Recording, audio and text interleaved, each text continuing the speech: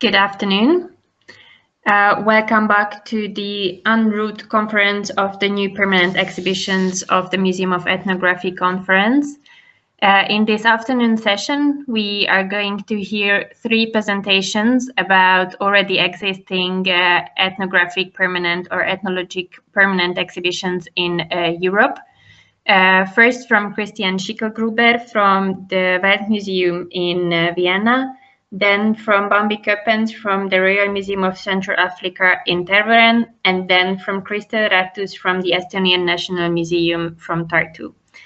If you were following the screen during the break, you did see 5 mini videos about 5 objects that are going to be presented in the permanent exhibition. And please feel very special because this was the premiere of these 5 mini videos. And if you will come in 2022 or later to visit our exhibitions, you will meet these objects and also these videos. One more technical information. If you are not able to join the whole conference, or if you are missing some parts of some presentations, a few days after the conference, you will find a link or a video on the website of the conference titled enroute.nepreuss.hu, where you can listen to the recorded discussions and presentations. So first we are going to listen now to Schicklgruber, who combined his doctoral degree in social anthropology with Tibetan and Buddhist studies at the University of Vienna. He conducted extensive fieldwork among Tibetan-speaking communities in eastern and western Nepal.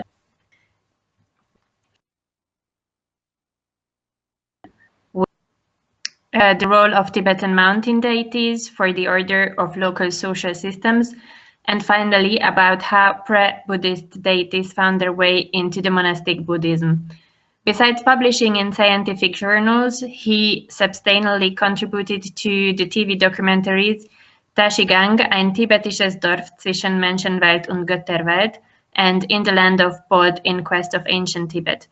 In 1995, he began his museum career as curator for the Himalayan, South and Southeast Asian collections at the Vienna's Weltmuseum, previously known as Museum of Ethnology or Museum für Völkerkunde.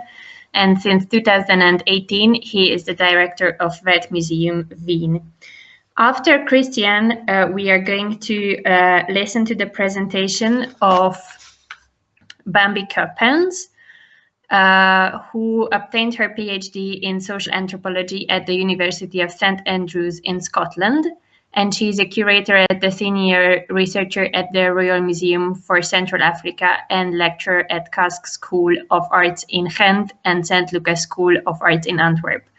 She was the scientific curator of RMCA's new permanent exhibition, which reopened in 2018.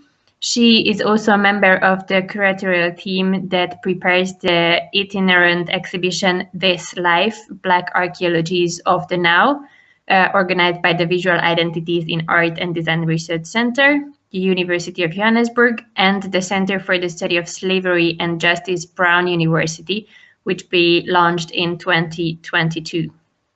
And after Bambi, we are going to listen to the presentation of Kristel Raattus from Estonia. Kristel has worked in Estonian museums as a researcher and a curator since 1999, and she had the background of ethnology and social history. She has curated several exhibitions and worked also as a contractual lecturer at the Tartu University. Since 2003, she has been a researcher curator at the Estonian National Museum. She was the leading curator of the museum's core exhibition Encounters, which opened in 2016. Her fields of interest involve patterns of cultural memory and heritage representation in present Estonia, modernization processes in Estonia during the 20th and 21st century.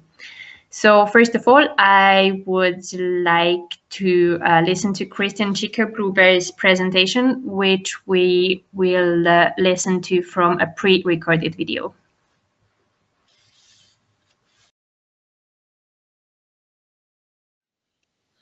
Okay, welcome everybody. I want to show you with a few slides the new Weltmuseum Wien, which was called Museum of Ethnography before. I just was told to limit myself to 10 minutes only, so I try to be really quick. So the Weltmuseum reopened after a longer time of recreation of the museum only in late fall 2017.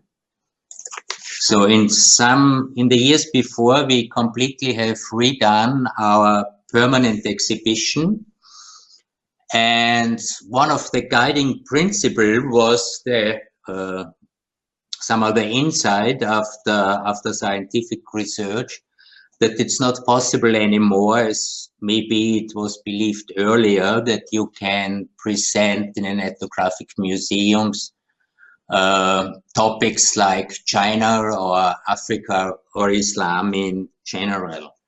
So we decided to confine us to short stories only, which means we only can open a few windows into other cultures of the world.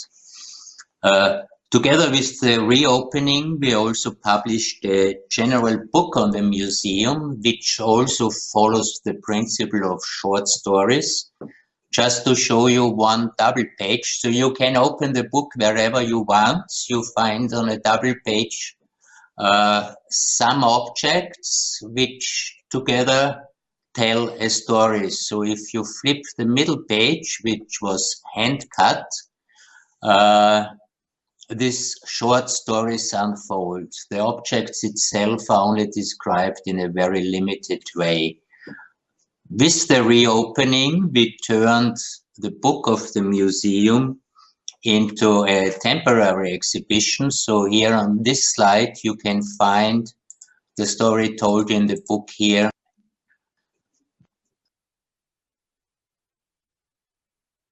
Translated into a temporary exhibition. Another slide from this temporary exhibition. Another insight which guided our basic principle was that the museum can't speak as the authoritative institution with a single perspective. It's much more the other way around, that it's individuals, it's curators who speak, and not that museum anymore. Again, a page in the book. In the book, you find all the curators with a full-page photograph, holding an object in hand, and on the other side, the curators tell sometimes a very personal story, which relates them as person to the object. And also in the exhibition, in the permanent exhibition, all the galleries are marked with the name of the person who is telling the story. On this plan, you find the floor plans of the museum. To the left, the ground floor, where we keep our where we show our temporary exhibition, and on the mezzanine floor, which is the first floor, a floor plan of the 14 galleries. That's the titles of these 14 galleries. It's a chain of short stories, as mentioned already. So it's 14 galleries that tell about cultural diversity and about relations between cultures, between non-European cultures, but also between non-European cultures and mainly Austria. The main topic here is to answer the question how the objects presented got into the collection of the museum. So, and now let's do a very quick tour through these 14 galleries. Each and every gallery starts with an introduction somehow, where you have the basic text, an explanation which story is told. And on the video screens to the right side of this wall, you find the so-called voices from outside. So in this case, it's persons from Nigeria who were informed what we are showing in the gallery, and they give their very personal comments on what is shown. And now a quick run through the 14 galleries. Here a gallery on Benin and Ethiopia, telling how the objects came to Europe, came to Austria, both under colonial circumstances. The objects from Ethiopia were gifted by Emperor Menelik II, and the Benin objects were looted. We are very outspoken to this story, so we are talking about our colonial past, and here again on video screens you can hear voices from Nigeria demanding the objects back. Another story, it's the world trip of Archduke Franz Ferdinand, who traveled around the world and came back with 14,000 ethnographic objects, collected with the aim to present himself as educator of his people. Another view into this gallery, you see some of his collection. I think I have to be quick now. Another very important room is called In the Shadow of Colonialism, where we are talking about about the colonial past of an ethnographic museum, or of ethnographic museums in general. So again, a very honest way to present our dark sides, or our dark sides of the history.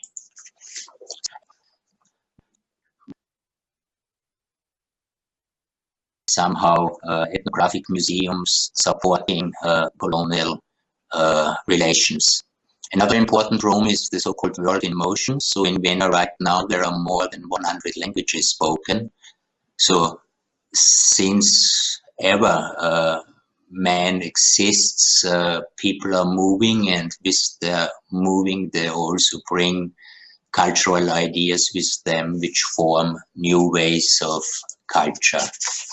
And now I really have to skip galleries, so I only can present very short impressions.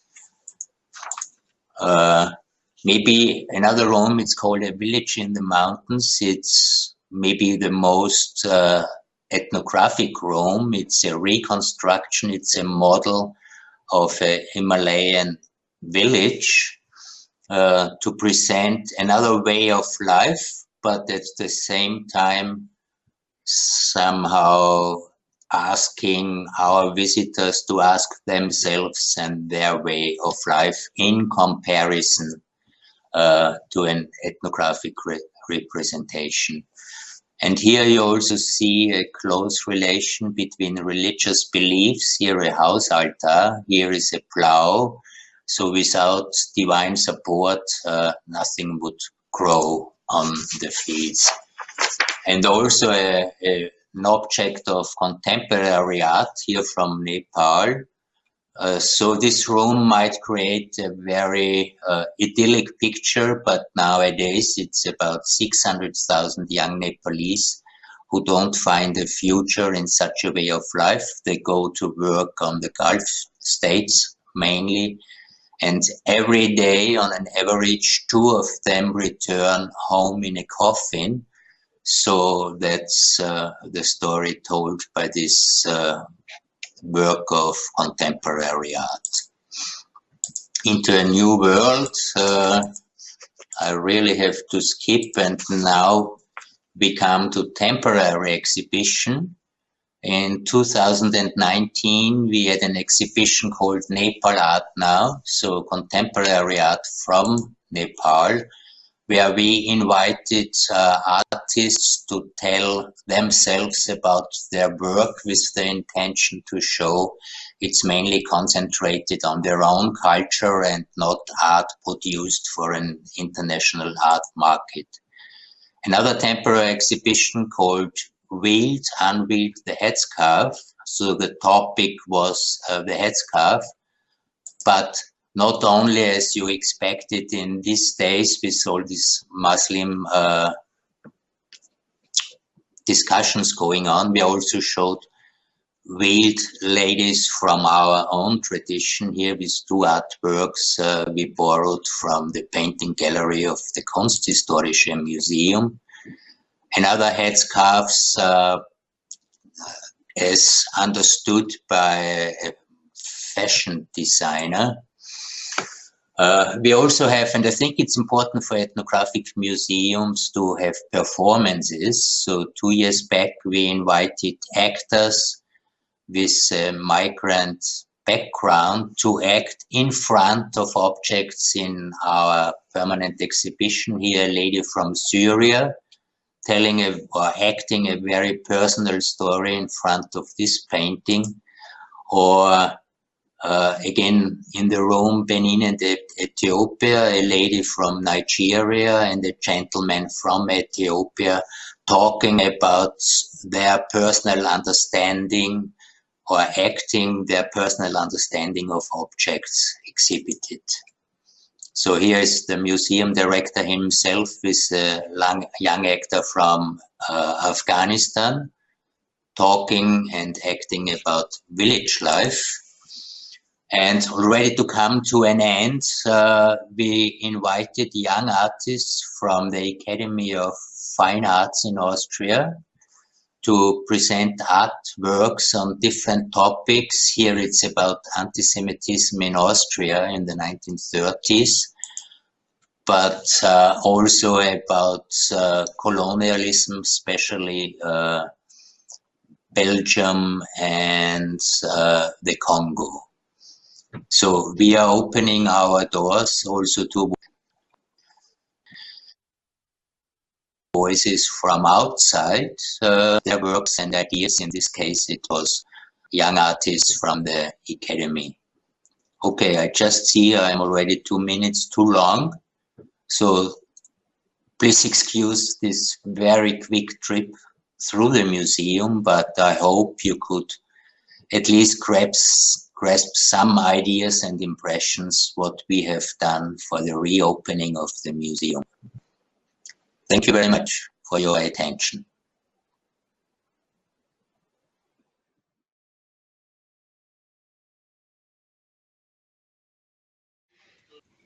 Thank you very much. My name is Bambi Ceuppens, and I'm going to talk to you briefly about the Royal Museum for Central Africa in Tervuren, which is one of the 10 federal research institutes in Belgium, which is in a pole, as it is called, as you can see here, together with the Royal Belgian Institute of Natural Sciences, which is already problematic in itself.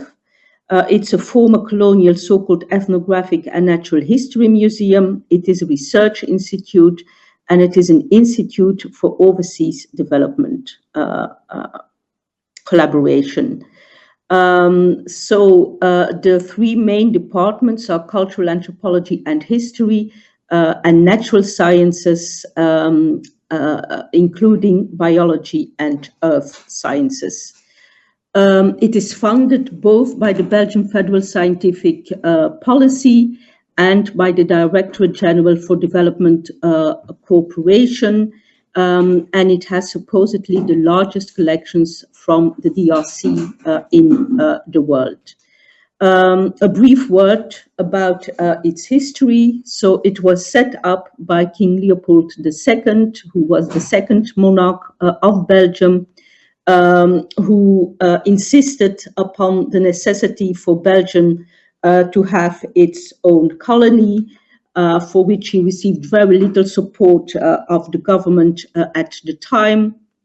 At the occasion of the Berlin Conference, after having secured an enormous property for himself in the center of Africa, his claims to the Congo Free State were recognized by European powers at the Conference of Berlin in 1884, 1885. And as you can see, the Congo, which is now the Democratic Republic of Congo, is a huge country about roughly the size of Western Europe, and very large when compared to the small speck in green that represents Belgium in Europe. Right from the start, King Leopold II's rule of the Congo was characterized by extreme levels of violence, even compared with the colonial exploitation of other African countries or colonies by European metropoles, and became most notorious for the brutalities that accompanied the rubber exploitation, which resulted in extreme levels of violence, which are mostly symbolized by photographs of the cut off hands. But one of the consequences was that Leopold II managed to amass a very great fortune, with which he went on to embellish Belgian cities, and more specifically the capital of Brussels, where with the money that he had earned in Congo, he erected the ark that you see on the right-hand side above, which was called the Ark of the Cut-Off Hands by the then socialist leader Emil van der Velde. And from that ark in the center of Brussels, a whole new thoroughfare connecting Brussels with the small village of Tervuren right outside Brussels, where in 1897 he organized a colonial exhibition, which was dependent of the Universal Exhibition taking place at the time in Brussels itself. And so he had a building erected specifically to make publicity for his economic activities in Congo. But there were also a lot of objects that had been brought over from Congo, which were on display there. And I'll just show you a few slides. But the major attractions for the visitors was the exhibition of 267 Congolese men, women, and children who had to act out scenes from everyday life for the visitors. And if the visitors found that very exciting and interesting, the same cannot be said about the Congolese when you look at the way that they pose in the photographs, turn away from the photographers whom you can see here in the background with their cameras. 7 of those 267 men, women, and children died as a result of the weather conditions to which they were not used and for which they did not have adequate clothes. And so they were buried in front of the church in Tervuren. There was also a so-called civilized village where a few young children who were being educated at the time in Belgium were exhibited as proof that indeed Congolese could be civilized. Due to the international outcry in reaction to the extreme violence that characterized Leopold II's rule of Congo, the Belgian state took over control of the colony in 1908. In the meantime, Leopold had another building erected, but that was inaugurated in 1910, which is 2 years after he had seized control of Congo to the Belgian state, and 1 year after he himself had died.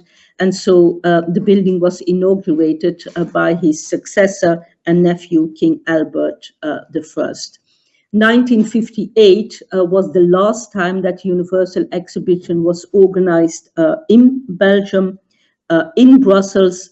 Once again, colonial subjects, now also including inhabitants of the Mandate Rwanda, Urundi, were exhibited in the exhibition in Brussels, but they were actually lodged on the museum site in Tervuren, from which they were brought over by bus daily. And here's some images of that exhibition at the time. And when you look at the enclosure, you will recognize it in the picture on the left-hand side, which circulates on internet, which we do not have in our museum collections, but which we may assume indeed represents an image of that exhibition, a little girl being fed by visitors, and then on the right-hand side, a picture from our collections showing a toddler being exhibited. This was also the occasion of the last major renovation of the museum before the current one. So in 1958, some of the key objects, collection pieces were brought in, like the big dugout and the stuffed elephant. And barely 2 years later, in 1960, Congo gained independence. And then the Museum of Belgian Congo, as it was, became the Royal Museum for Central Africa, which is still its original name. The Royal Museum for Central Africa is often called the last colonial museum in the world, or was, before it closed for a major renovation in 2013.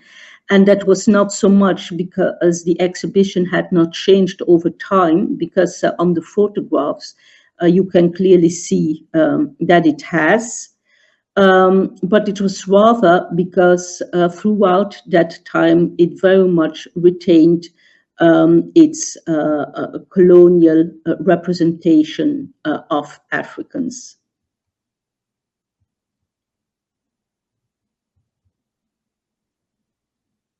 A temple and a tomb, as artist Wendy Morris has called it, a temple to the endeavor of Leopold II, whom you see here on the right-hand side below, to give Belgium a colony, as it was said at the time, and a tomb insofar that it also celebrated the endeavors of other white Europeans, such as David Livingstone.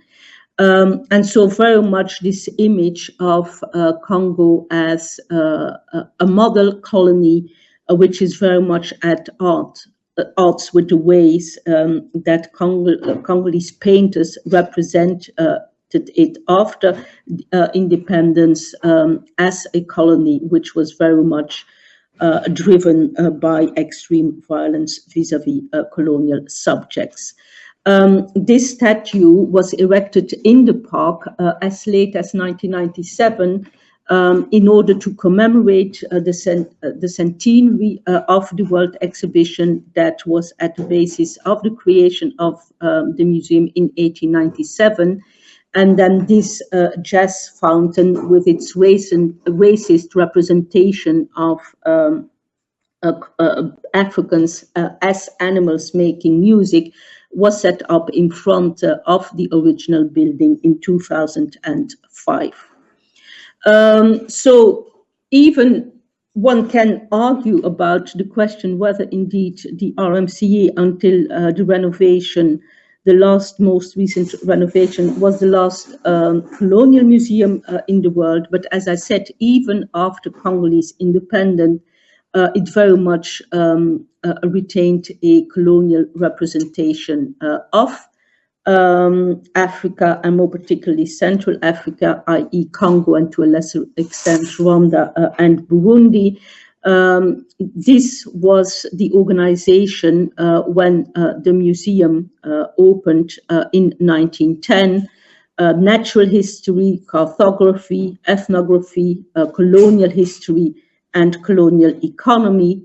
And this was the organization before the closure of the museum in December 2013. Agricultural and forest economy, a gallery on the colonial era, and the Stanley Archives, history and anthropology, and then practically half of the whole floor, which was reserved for zoology, i.e. stuffed animals in dioramas.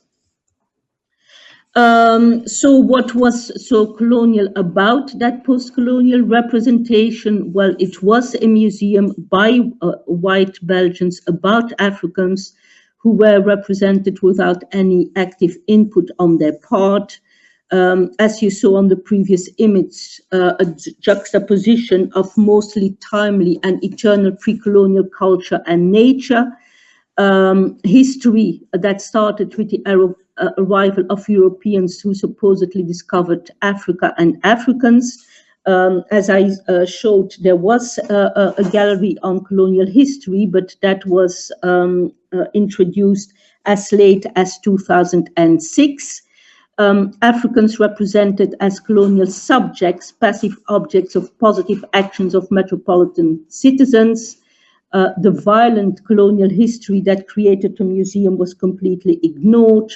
A very strong focus on economic exploitation of the colony and on natural history.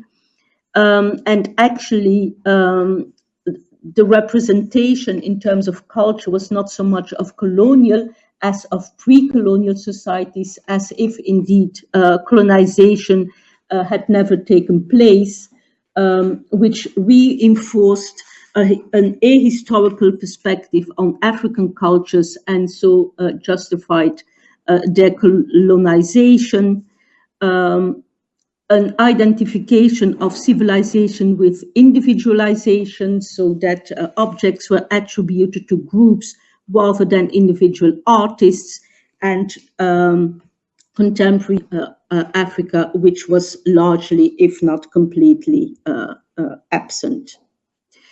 And for obvious reasons, Belgian Congolese have a love-hate relationship with the RMCA, because this kind of representation is an obvious affront to them.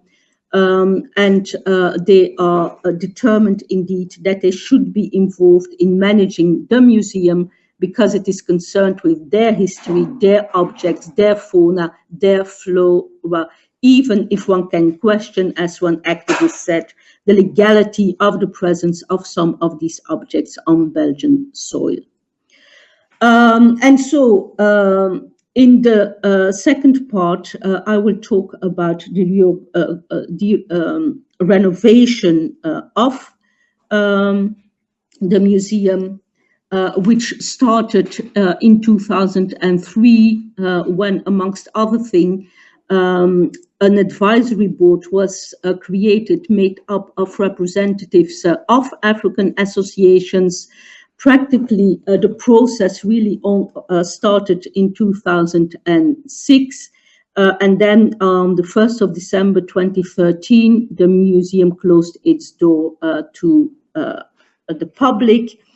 I will not go in great detail as far as the partners are concerned, other than pointing out that it was obviously a very complex organization, whereby there was a huge discrepancy between the money that the federal government put up for the restoration of the museum building and the building of a new building, and the money that the museum itself had at its disposal to create the new permanent exhibition. So it is clear that the federal government was less concerned with the permanent exhibition than with the historical building. The museum is the only federal institution in Belgium that is not located in the capital of Brussels, but in Flanders. And so formal consultation with various Flemish bodies, but also with federal institutions, with the British School of Brussels, with the public transport system in Brussels, with the national railways, the royal family, African diaspora. So, as I said, a very complex situation.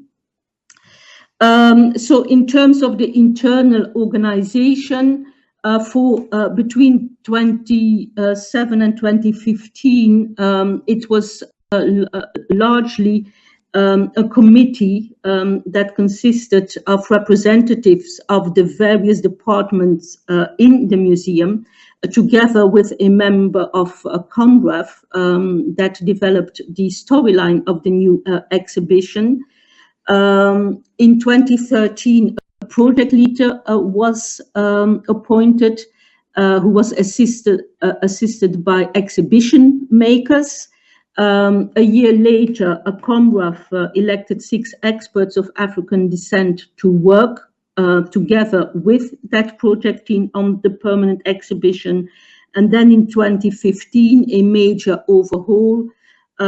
So the project team was replaced by the project leader, assisted by 2 general curators, of whom I was one, and then individual curators, researchers who were responsible for the content of the different galleries, assisted by the exhibition.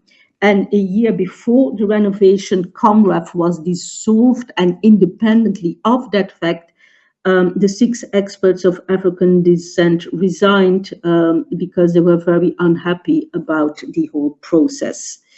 It's important to realize that the museum is a protected monument, and so the philosophy of the architect who won the competition for the renovation was to go back to the original vision of the French architect Charles Giraud. And so that basically meant that the idea being to go back to the original design, whereby the whole historical building was reserved for the permanent exhibition, and then all other functions such as temporary exhibitions, cafeteria, auditorium, shop, etc., to be extracted and to be put in the new building that was created, as you can see here on the photograph, next to the historical building. And from that new building, one can look at through which one enters, one can look at the historical building as the first collected object, as it were.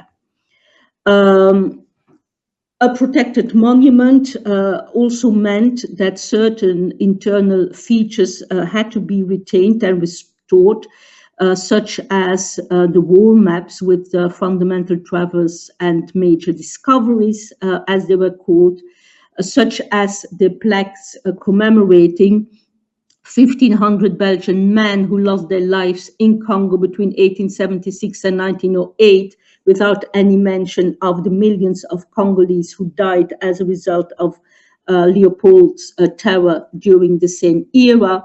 And then also the statues in the major rotunda, including those with messages such as Belgium giving civilization to Congo.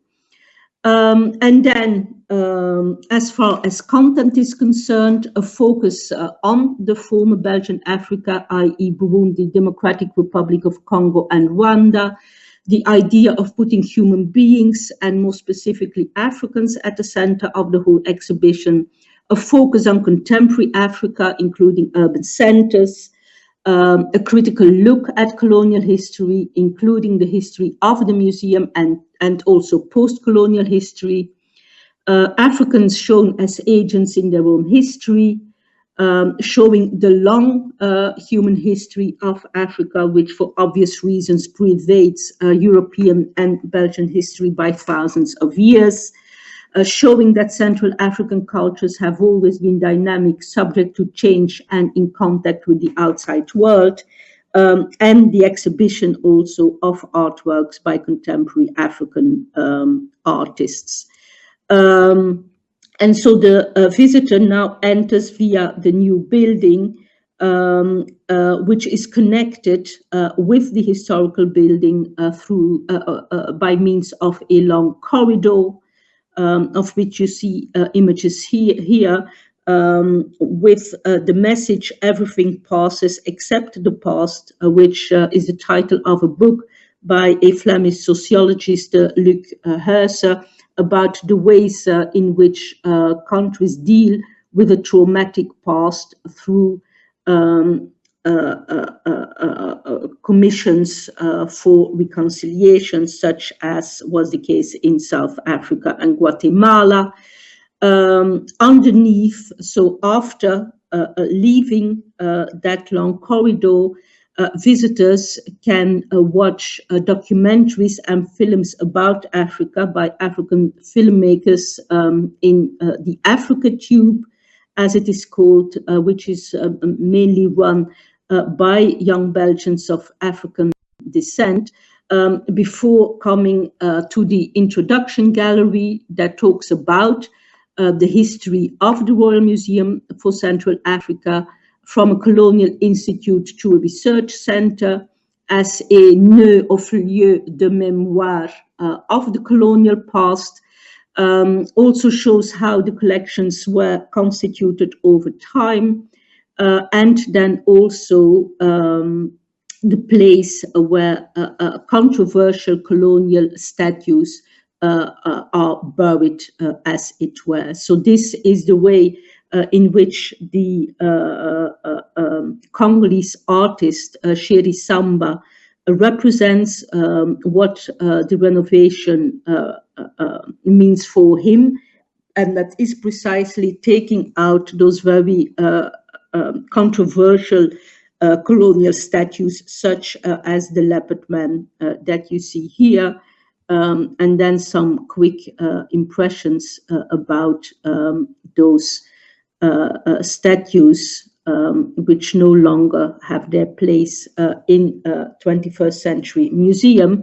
And then here a plan of the ground floor, and I'll just guide you quickly throughout the different rooms. One on language and music, with that stresses the importance of orality, the connections between Bantu languages and music and dance.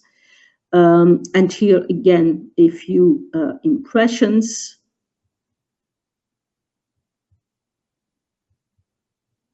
Afropia, which deals with the history of the sub-Saharan African presence in Belgium. So, which is a combination of a permanent exhibition, temporary exhibitions, a meeting place, and a documentation center for people who want to know more about it. And this montage actually is made up of photographs of people of Rwandan descent who have organized themselves in order to protest against the ways in which they were put up for adoption during the 1970s and 80s in very problematic circumstances. In the transition room, photographs of Kinshasa by a Congolese photographer, Nelson Makengo, and traffic robot, which was created by a female engineer, Teresa Isai Kirongodzi, to a large gallery which is devoted to landscape and biodiversity, which for the first time introduces testimonies of various stakeholders, who manages, who owns nature and biodiversity, and once again a few images.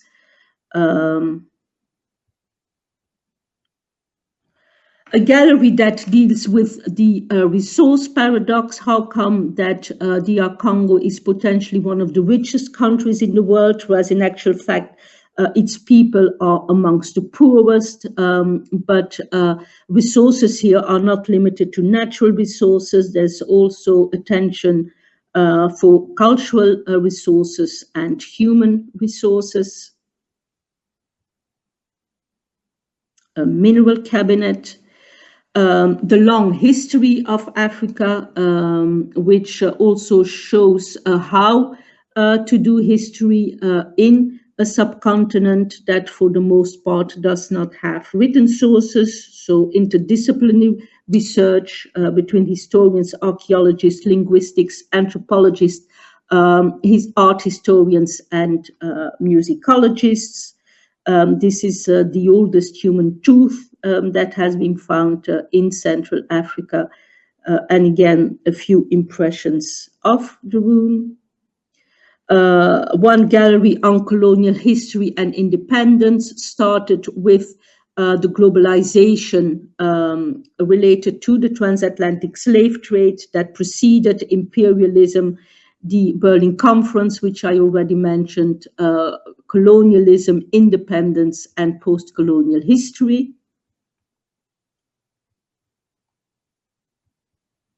And then finally, a gallery that deals with rituals and ceremonies. So the major phases in every human life, but also authority, death, and mourning.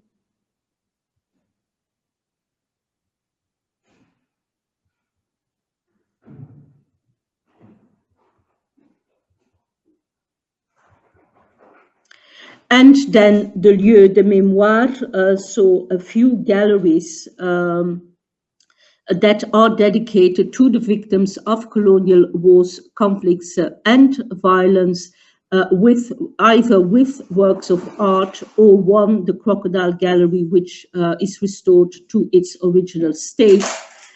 So here a few of the artworks, and as I'm almost out of time, or I am already out of time, I will not go into any great detail.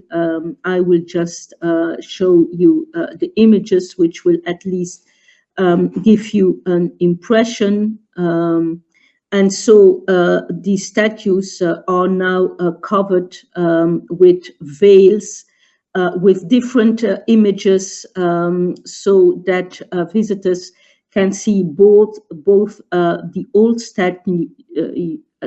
statues and the new the images on the veils that were created by one Belgian artist of Congolese descent and one white Belgian artist. And I'll just show you some images again without going into any great detail, but it gives, well, I hope it gives you an idea of what these look like. This image, so the reflection on underneath the plaques of some of the names of the Congolese who died in Belgium, for instance, at the occasion of the World Exhibition that I talked about in the beginning, the Crocodile Gallery, as it was in 1922, which has not changed. And then, as I also mentioned, a few contemporary artworks by African artists outside the museum and inside the museum.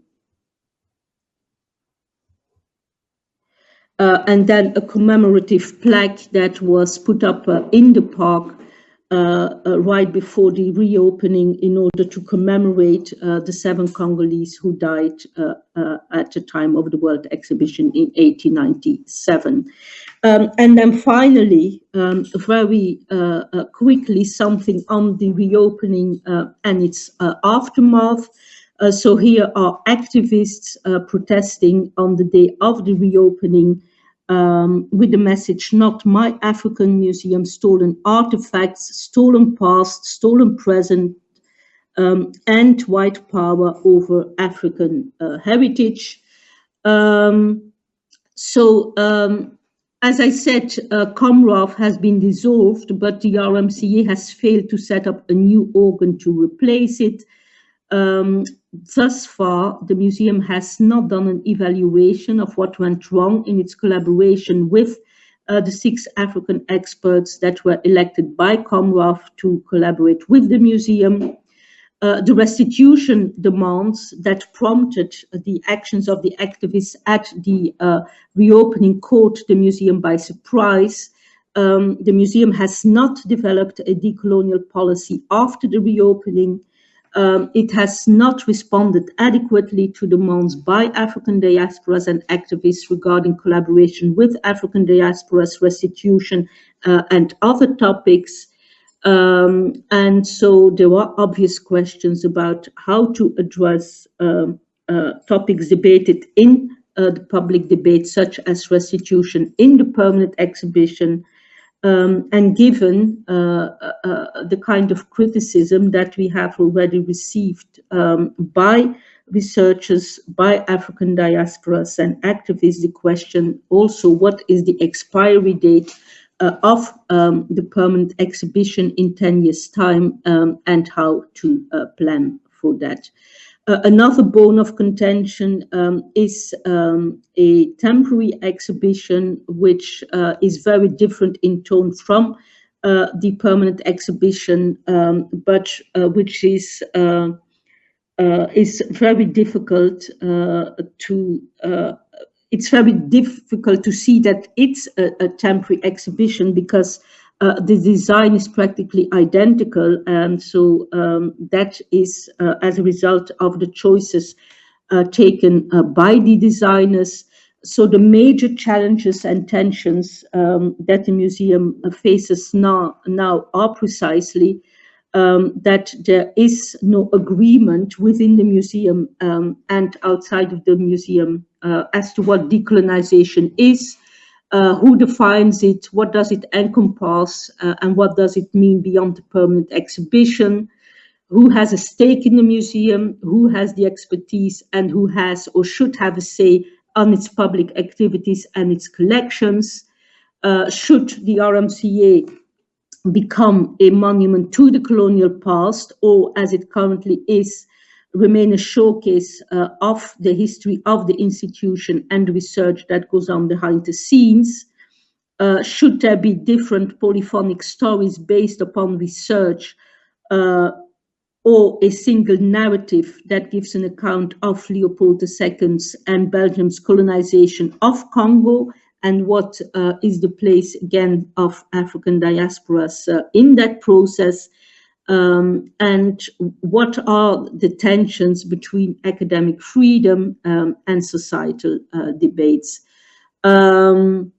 So I have always seen the reopening of the museum as just one step in a very long process of the decolonization. But now, almost 2 years after the reopening, I have the impression, sadly, that the decolonization of the museum has stopped. And so then the question is, how can we actually try to continue that process of ongoing decolonization, which, as far as I'm concerned, is of the utmost importance. Thank you very much for your attention.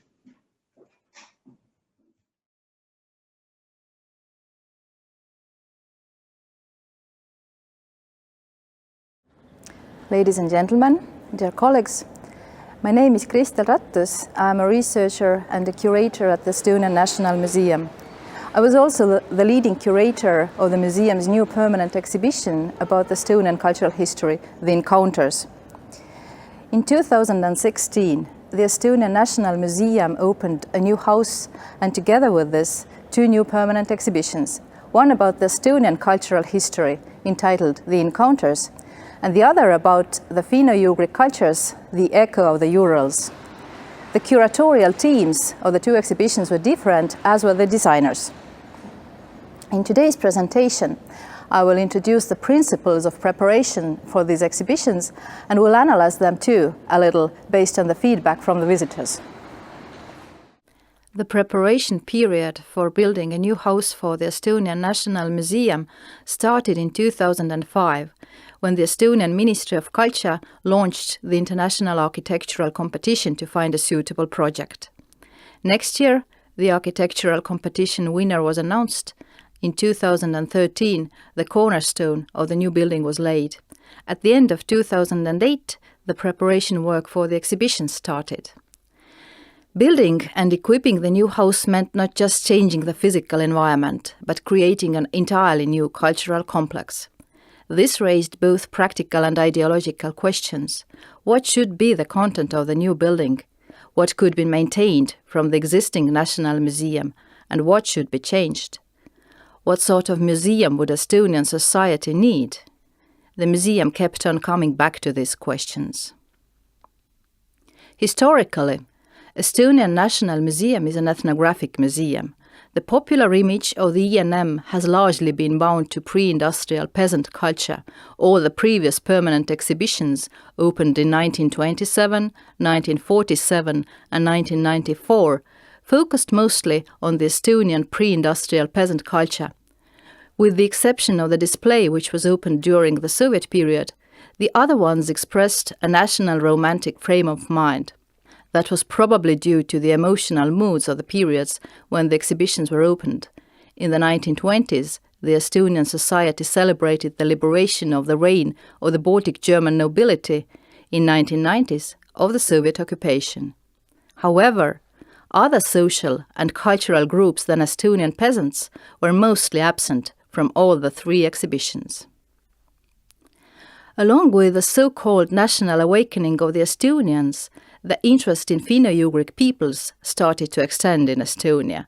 The interest was largely based on the idea of the so-called tribal kinship of Finno-Ugric nations, which stemmed from the similarity of the languages of Finno-Ugric peoples, for example, some common vocabulary about body parts, animals, and so on, indicative of kinship ties. The first Finno-Ugric display was added to the first permanent exhibition already in 1928. During the Soviet time, the museum started to arrange annual exhibitions to the Finno-Ugric peoples. During the Soviet period, it was also ideologically advisable to study the fraternal peoples living in the territory of the Soviet Union. At that time, the Finno-Ugric collections of the ENM grew significantly. From the 1990s onward, the museum has expanded its grasp and started to treat a broad variety of topics about everyday culture, like the everyday life of the Soviet period, townspeople, women, and so on. Yet, this shift was expressed by temporary exhibitions, not by the permanent exhibition. Firstly, let me focus on the making of the permanent exhibition about the Estonian culture, The Encounters. During the preparation period of the new house and new exhibitions, the discussions around making the encounters became the central locus of the redefining process of the National Museum's identity. In the strategy for the encounters, the curating team set forth the objective to create an exhibition which puts in the center of interest the Estonian population as a whole, not just speakers of the Estonian language. However, we did not interpret this as providing a historical overview of all ethnic and cultural groups that have ever lived in Estonia. Rather, what we aimed at was to create a communicative space that would allow people from different cultural and social backgrounds to identify with Estonian culture. The museum also envisioned a need to include more societal groups at the decision-making level of content creation for the museum. The title of the Estonian permanent exhibition, Encounters, is in fact an overarching name for a complex of 12 different exhibitions that are located in an area of 2,500 square meters. There is a brief overview of Estonian culture entitled The Journeys in Time. In addition, there are different themed exhibitions which complement and broaden the overview. Among them, one can find customary topics for the ENM, for example, a display about pre-industrial peasant life named The Rural Life and Rural Beauty, or about life during Soviet times entitled The Parallel Worlds. Besides, we experienced with handlings of the Estonian language and the Runaverse. We have exhibitions about people's immediate surroundings like home and natural environment. There is a display about food culture and an exhibition about present-day urban life that shows life in the city through the eyes of children and young people. This exhibition was created together with young people who helped us to collect exhibition material and to interpret it. To display and interpret multiple cultural heritages, we needed to find a method that would allow presenting different and sometimes conflicting viewpoints. Here the concept of dialogue became the central element. The notion was used both as a theoretical underpinning for the exhibition concept as well as a practical exhibition creation method. We interpreted dialogue as a principle that would not try to discover the one and only meaning of a cultural phenomenon and would stress the multi-voiced nature of culture. Showing cultural phenomena from different viewpoints seemed to offer an opportunity to create a complex description of culture without reducing controversies that are inherent to any cultural situation. We wished to show subjective approaches of everyday life situations and also take into account their relations to tradition and context into which they belong. Secondly, the notion of dialogue also referred to a collaborative, communicative museum, visitor empowerment and community projects. We wished to involve audiences as active partners to stress the idea that our cultural heritages are common and shared, and that the right to use it, but also the responsibility to maintain it, lies with people and institutions together.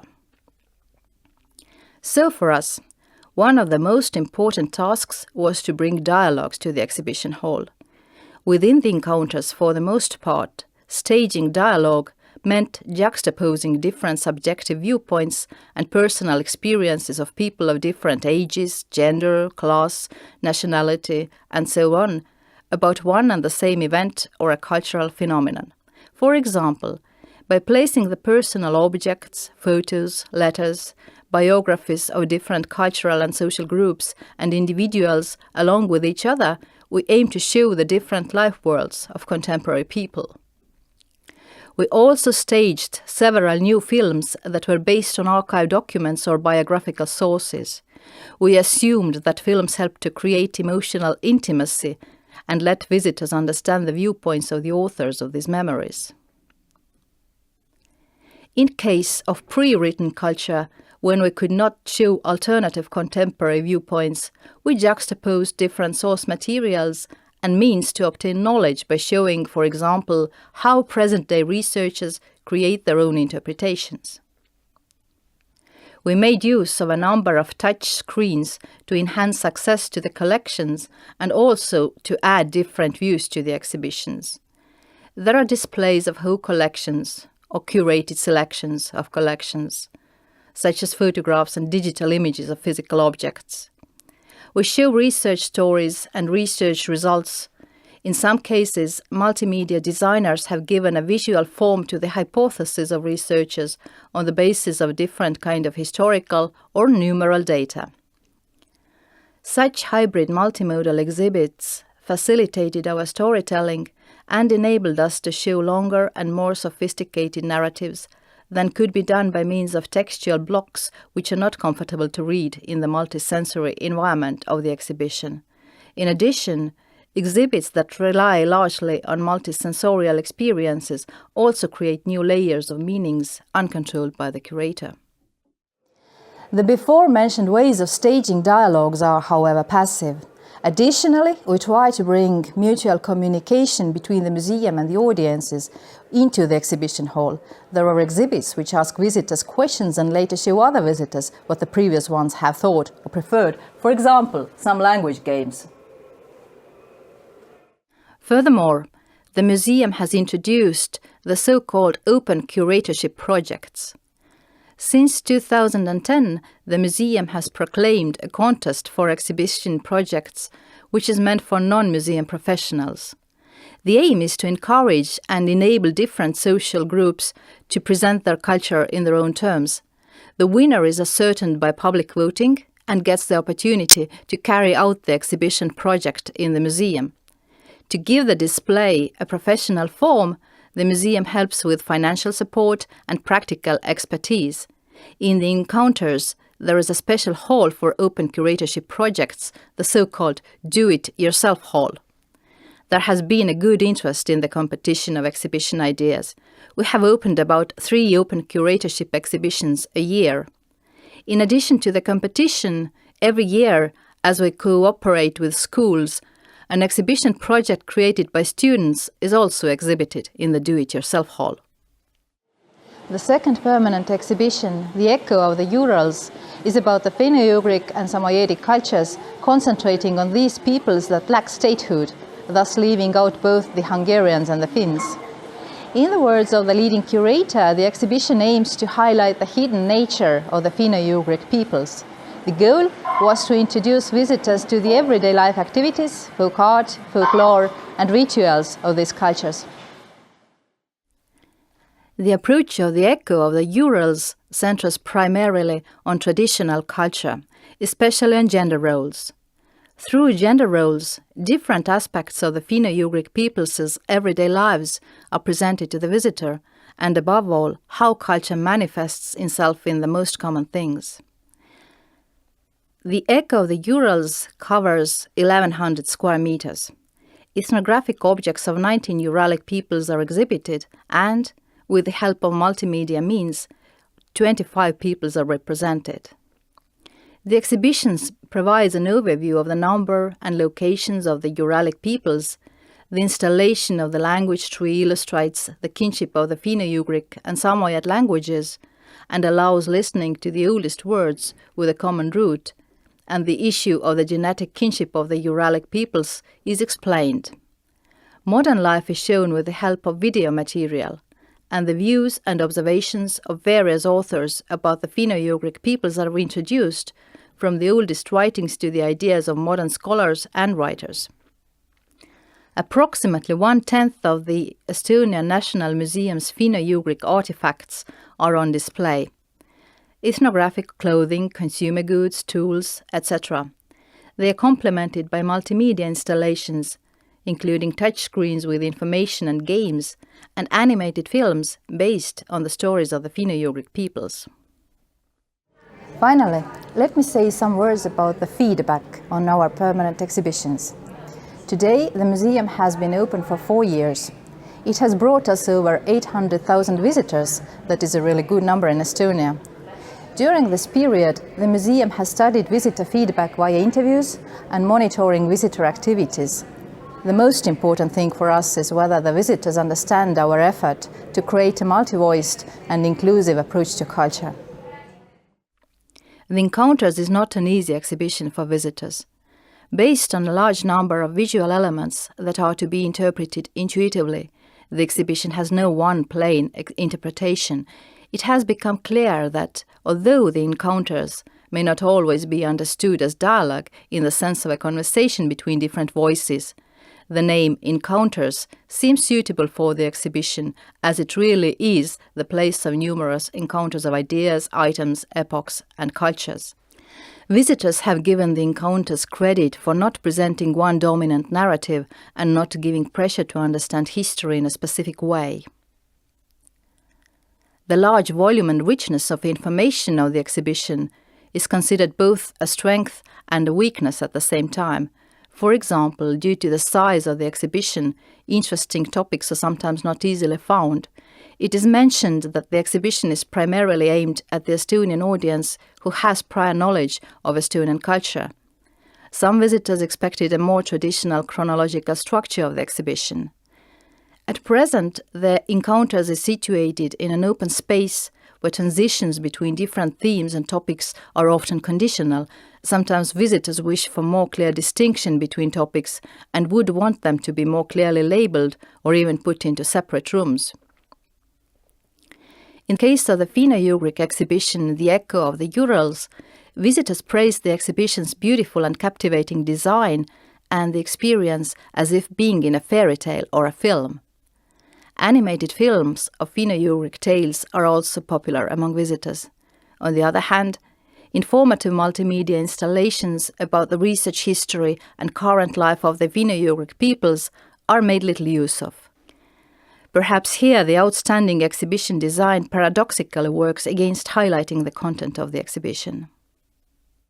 Any exhibition creation is an experimentation where some things succeed and some do not. The visual form of the exhibition is a sort of hybrid language that blends different objects, texts, and multimedia. The design techniques add new layers of meaning to the exhibits. Visitors come with their own interpretations, some of which may not have been intended by the curators and designers. This, too, is a dialogue and an encounter, a meeting with new ways of thinking that can be added to the exhibition if wished. So this was my overview of the permanent exhibitions of the Estonian National Museum. Thank you for watching, and welcome everyone to the Estonian National Museum once the coronavirus pandemic is over and everything is safe and sound again.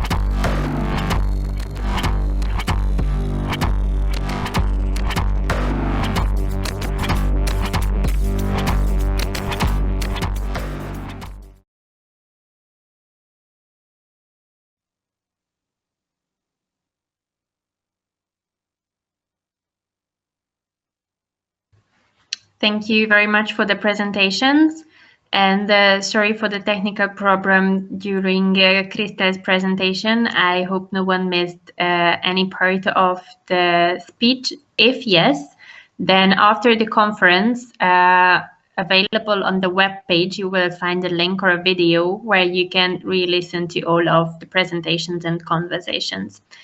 So for now, I would like to ask Christian, Bambi, and Kristel to join me for a discussion for like 15 minutes or so we can discuss the main topics that you brought up while introducing your exhibitions. And also I would like to connect it with the previous part of the conference where we were talking about the impact of communities, historical, current communities located around the museum, and the ones that are the source communities or the heritage bureaus of the ones who are represented in the exhibitions. And there were a few questions coming in about what sort of responses and feedbacks were there from the visitors.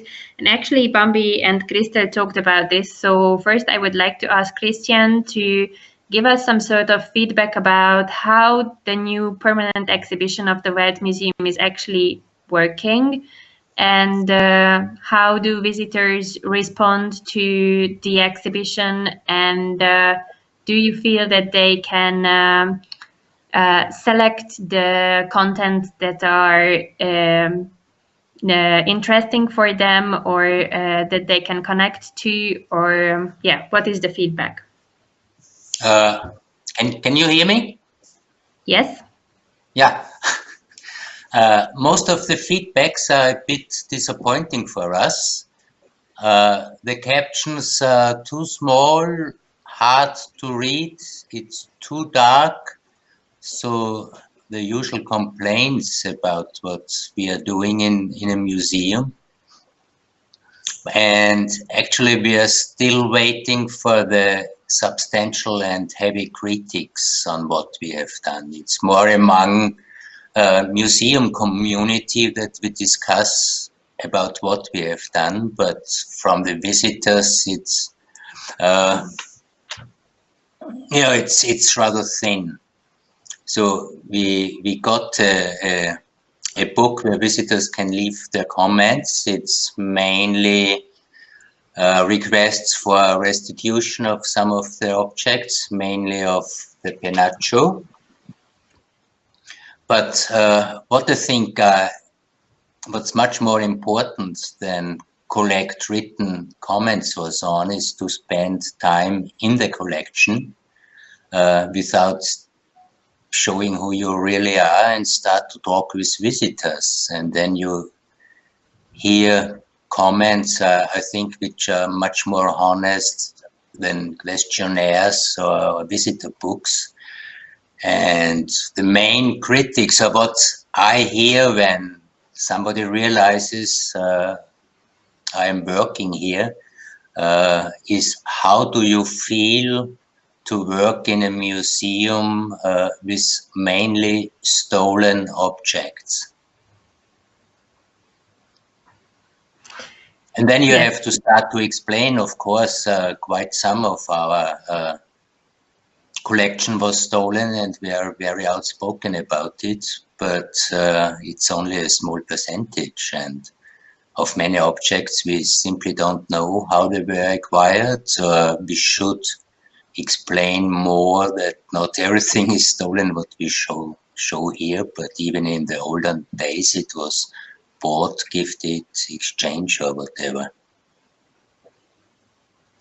Sure.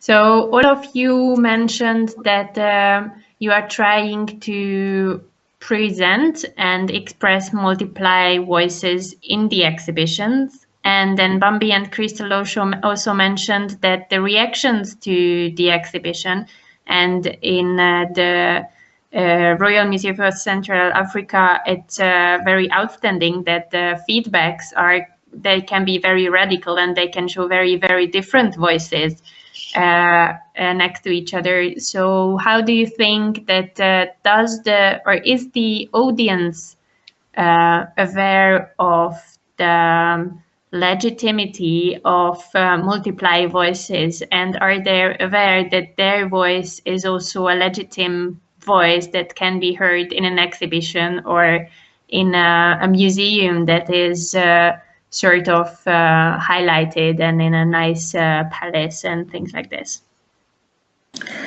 Well, first of all, it's important to realize that I moved through the ranks, as it were, from when I started being involved in the creation of the storyline of the permanent exhibition in 2007, and then became one of the two general curators in 2015. But after the reopening of the museum, that whole structure was dissolved. And so I've basically gone back to my scientific research, which means that I don't know what kind of work has been done actually on getting feedback from visitors. The only feedback that I am very aware of are texts that have been published by activists, mainly from African descent, by academics, both working in museums and at universities. And then also the feedback that I get, excuse me,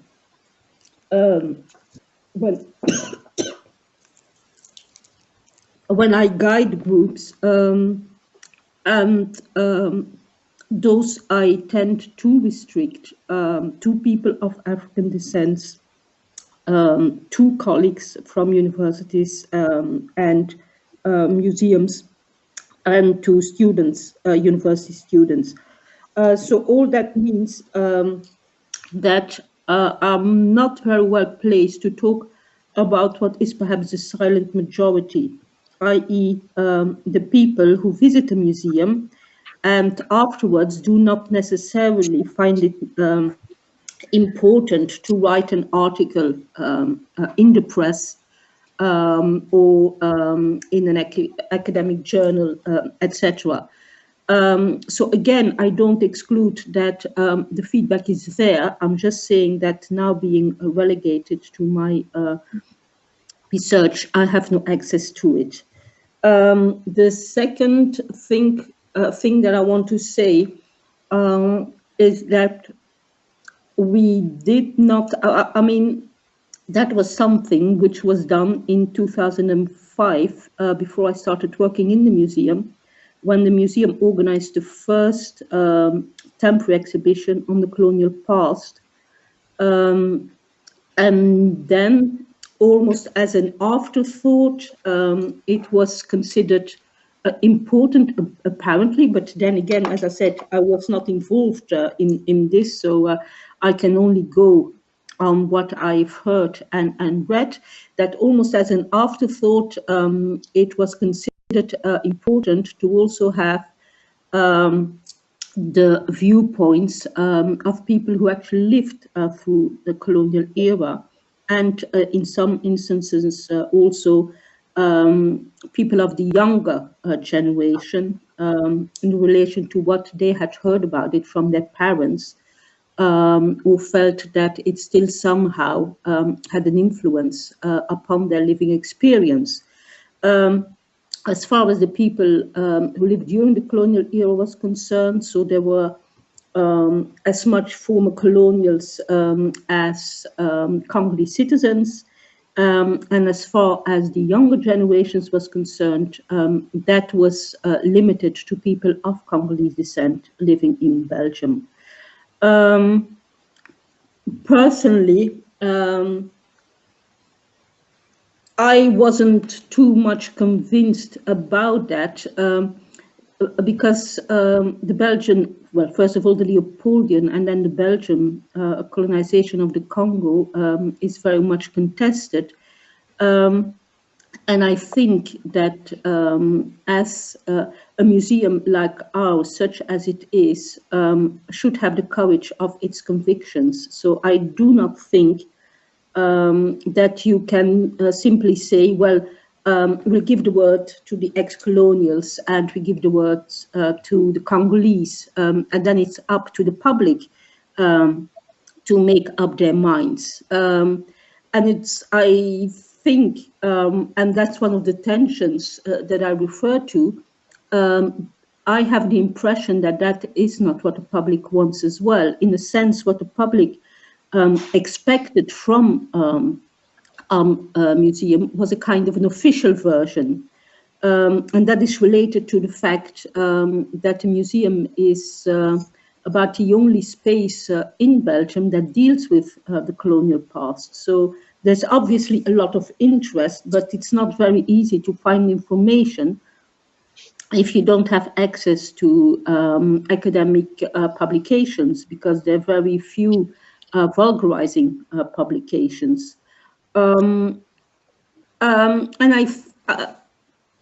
not saying that the museum should give an official version, because that's not the way that scholars work. I mean, it's not up to us to actually close a conversation. All we can do is give a sort of summary of the current, how shall I put it, the current ideas that are being expressed by historians, etc. But there was an agreement right from the start that we would not give in the permanent exhibition a voice to ex-colonials, because the whole point about a colonial museum is exactly that it privileges the perspective of white metropolitan people, so that if you really want to decolonize it, then you have to be willing to give a voice, as it were, exclusively to former colonized peoples and their descendants. But at the same time, the question arises, obviously, to what extent has the museum decolonized itself insofar that the museum has really been willing to share its authority with African people and people of African descent, rather than picking and choosing the ones that it wanted to collaborate with.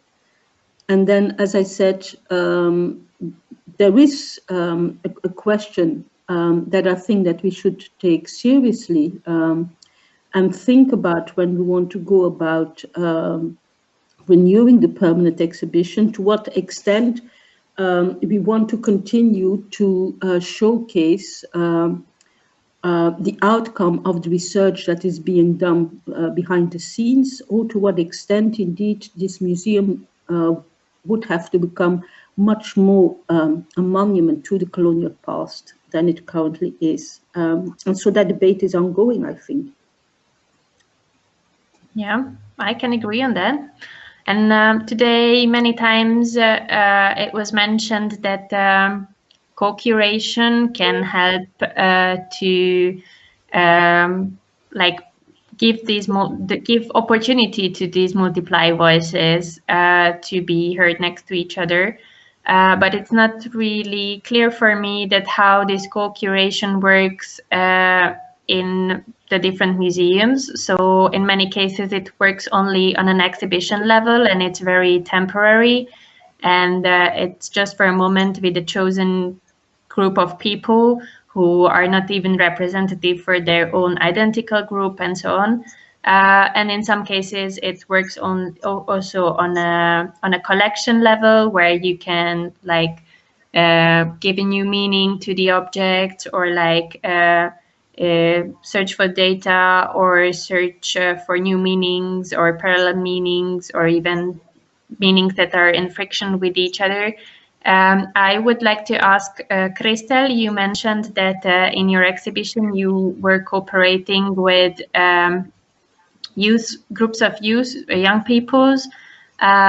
Did you do this on a level of a collection as well, or it was, so how did you do this?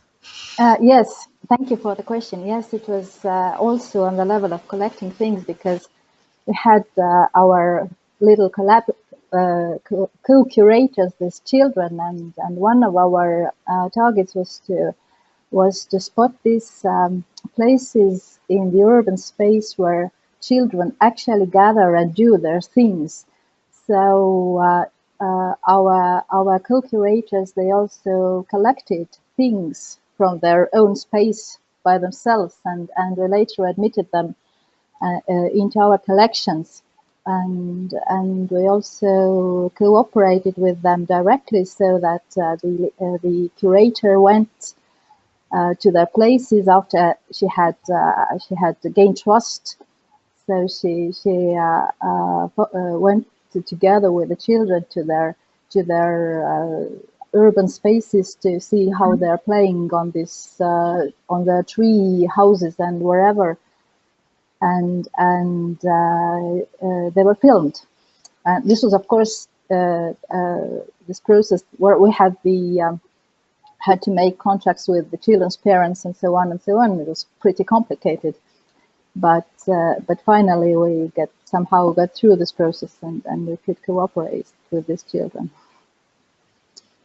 And also we cooperated with young people, and they actually shared their media spaces with us. So it was a kind of different level of an urban space, that space that is kind of experienced via contemporary media, like via Twitter or Facebook or WhatsApp or Snapchat or whatever. Great, thank you. So actually we are really run out of time, but I would like you all to ask you all to give one message, keeping in mind your experiences about your permanent exhibitions in an ethnological museum in Europe in the 21st century. So keeping in mind your experiences, what would be the one-word message that you would send to the Museum of Ethnography in Budapest, who is trying to settle a new permanent exhibition and a new building? I really liked the question and answer short session after Barbara's talk, when she mentioned don't trust a museum. It must not tell the truth. And also Bambi mentioned some visitors are disappointed not to find the official version of our contents, because this official version never can exist. So we must be honest to ourselves. We are trying to tell our stories. One story out of hundreds maybe, which would be, would be true as well as what we are doing. It's not easy for us, but that's what we have to live with. We only can tell one story, one out of 100 others possible. And this we should make clear to our visitors, even if they might be disappointed then. Okay. I'd like to pick up on that. I think that you have indeed to be very conscious of what you're doing, and that you should never underestimate the visitor. If one way or the other, the exhibition exposes tensions that have been going on among museum staff during the preparation, the visitor will immediately pick upon that. So that in a sense, the visitors can read very accurately things in an exhibition that you may not be aware of. And I find now more and more when I visit exhibitions that I have the same experience. So never underestimate your visitors. Try to be as honest as you possibly can to yourselves, so that you can communicate that to the public as well, so that they know what to expect, and that they can really see for themselves whether you are living up to your expectations. Because you cannot fool them. Well, you can perhaps fool some of them, but certainly not all of them, and certainly not for a very long time. Yeah, true. Thank you. And I would like to say something optimistic, as I'm the last one here. I'd like to say that making an exhibition is always a kind of play and a game. So don't just feel too much pressure on you, and just feel free to play. And you can never succeed in everything, but when you're having fun, then you will succeed in something, I think. Sounds very good and promising. Thank you very much for your contribution. And thank you also for the audience for listening. I hope we will have some more opportunities in the future to talk about our experiences, and to discuss new solutions and possible paradigms in the 21st century ethnology museums in Europe. And to the audience now, we will close today's conference and continue tomorrow at 9 o'clock on this same platform in Hungarian. And first we will talk about the ceramic space, and after that about the youth exhibition, which will be followed during tomorrow and after tomorrow about the more detailed introduction of the topics of the permanent exhibition featuring the collection of the Museum of Ethnography. Some technical information. So please use the Q&A button and leave us some comments and messages, because we can see them and include the topics that you are interested in into the debates. And also, if you cannot join the whole conference in real time, after the conference, within a few days, you will find a link or video on the webpage where you can re-watch all of the presentations and conversations, so you won't miss anything. Thank you very much for joining us, and see you tomorrow, and have a nice evening.